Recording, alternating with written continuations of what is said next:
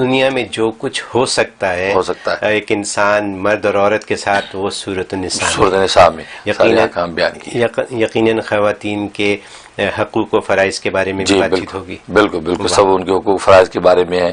بلکہ اس کے اندر یہ ایک آیت تو ایسی بھی ہے جو 175 نمبر آیت وہ اس مضمون کو واضح کرتی، جو کمزور ہیں، خواتین ہیں، بوڑھے ہیں اور وہ اپنی مدد آپ نہیں کر سکتے، ان کے اوپر اگر مظالم ہیں. جب مکہ کے اندر رہتے انہوں نے دعا کی کہ ربنا اخرجنا من هذه القرية ظالم اهلها، اے اللہ اے ہمارے رب اس بستی سے ہمیں نکال، اس بستی کے لوگ بڑے ظالم ہیں.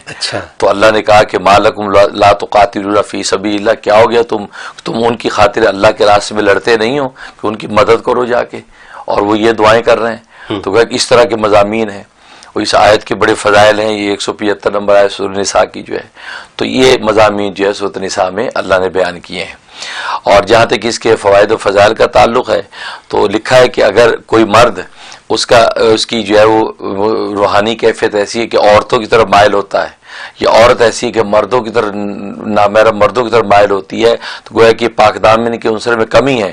تو سورۃ النساء میں بڑی تاثیر ہے کہ سورۃ النساء تلاوت کر کے پانی دم کر کے اگر اس کو پلایا جائے تو اللہ تبارک و تعالی اس کو عفت اور پاک دامنی عطا کر دیتے ہیں.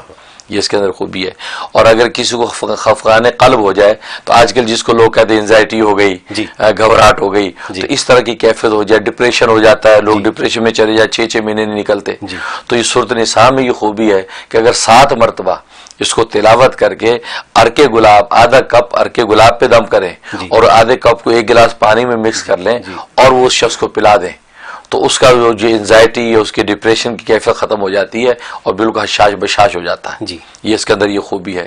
تو اس کے علاوہ جو ہے 175 نمبر جو آیت ہے اس کی وہ بڑی زبردست ہے کہ اگر کوئی بیوی مظلوم ہے، شوہر بڑا ظالم ہے، وہ ایسے حالات میں وقت گزار رہی ہے، یا سسرال کے اندر اس پر ظلم و ستم ڈھایا جاتا ہے، یا کسی شخص پر کسی بستی کے اندر اس پر ظلم و ستم ہے، کوئی اس کا داد رسی کی صورت نہیں، تو اس آیت کو اگر ظہر کے بعد 41 دفعہ پڑھا کرے یا عشاء کے بعد 41 دفعہ پڑھے اول آخر 11 مرتبہ درود شریف کے ساتھ، تو اللہ تبارک و تعالیٰ غیب سے اس کے لیے مدد اور نصرت اتار دیتے ہیں اور اس کے لیے حالات سازگار ہو جاتے ہیں. تو یہ اس کی خوبی اور خاصیتیں سورۃ النساء کی. سوری پہلے آپ بتائیے، میرا تو سوال آلریڈی آ گیا. جی بالکل صحیح ہے. اور خواب میں اگر کسی سورۃ النساء کو تلاوت کرتے سنا یا خود پڑھتے سنا یا کچھ حصہ اس کا پڑھا، تو اس کا مطلب ہے کہ اس کو پاک دامن نیک صالح بیوی ملے گی اور جو اس کو بہت محبت دینے والی ہوگی. ایک معنی یہ. ایک تعبیر بعض لوگوں نے یہ بھی بیان کی کہ اس کو ایسی عورت ملے گی کہ جو اس کے لیے آزمائش اور تکلیف دہ ہوگی. اچھا ہاں، آخری عمر میں جا کے اس کے لیے آزمائش اور تکلیف دہ بن جائے گی. ایک یہ تعبیر بھی دی. اور بعض نے تعبیر یہ دی کہ جو سورۃ النساء پڑھے گا یا سنے گا تو وہ آخر عمر میں تنگ دست ہو جائے گا اور اس کی جو تکلیف والی زندگی گزرے گی. اور ایک تعبیر یہ دی ہے کہ اس میں یہ ہے کہ وہ اس کے پڑوسی جو ہے وہ پڑوسیوں کا خیال کرنے والا ہوگا اور مالدار ہوگا اور اس کا مال میراث کے اندر تقسیم ہوگا اس کی بیوی میں، بچوں میں. تو مختلف پہلو اصل میں اس انسان کی اپنی کیفیات پر منحصر ہیں، اس کی دینی حالت کیسی ہے، دنیاوی حالت کیسی ہے، کیفیات کی ہیں. تو وہ معبر جو ہوتا ہے ماہر فن، وہ اس کو دیکھ کر پھر تعبیر متعین کرتا ہے. تو اس طریقے سے سورۃ النساء کی تعبیر کے احکام جو ہے معبرین نے لکھے ہیں. اچھا.